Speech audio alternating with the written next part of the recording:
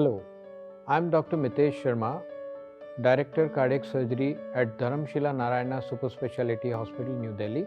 Today I will speak about heart failure. What is heart failure? What is the difference between heart failure and heart attack? Who are the patients likely to land up with heart failure? And how it can be detected? What are the problems occurring with heart failure?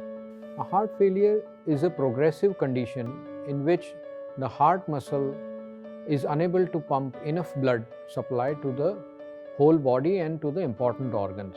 If you look at the whole world, then at the moment about 2.5 crore people are suffering from heart failure all around the world, and in India that figure is nearly 1 crore. And once heart failure is diagnosed, about 20% of the patient will die within 1 year without aggressive treatment.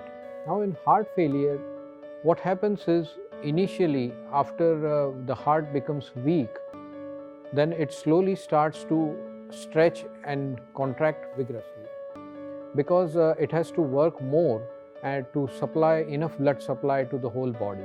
But after some time, this leads to increase in the muscle mass, so the heart becomes big in size, and slowly the heart starts failing and the contraction also reduces, and because of this can lead to the blood not flowing well to the important organs, and the patient will have symptoms of heart failure. Now, what are the symptoms? He can have symptoms like shortness of breath, even on doing daily activity like fast walking or climbing stair. Patient cannot lie down flat in the bed.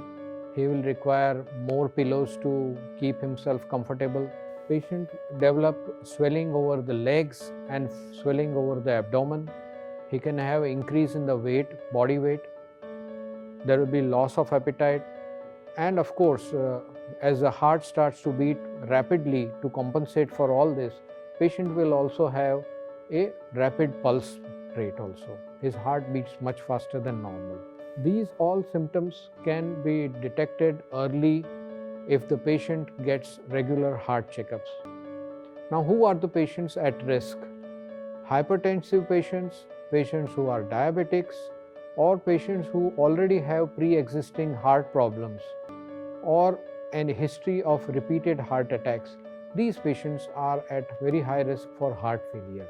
Now here we have to differentiate between heart failure itself and a heart attack. Yes, a heart attack can occur due to blockages in the coronary arteries, but not all heart attacks lead to heart failure. If the heart power, which is assessed on an echo, remains normal, say 50% or 60%, which is normal, then there is no heart failure. But if a heart attack is so big or massive that the heart function suddenly falls like 30% or below, then the heart failure and most of the muscle of the heart is damaged beyond repair, then these patients may without treatment land up with severe heart failure and which worsens over time. Thank you.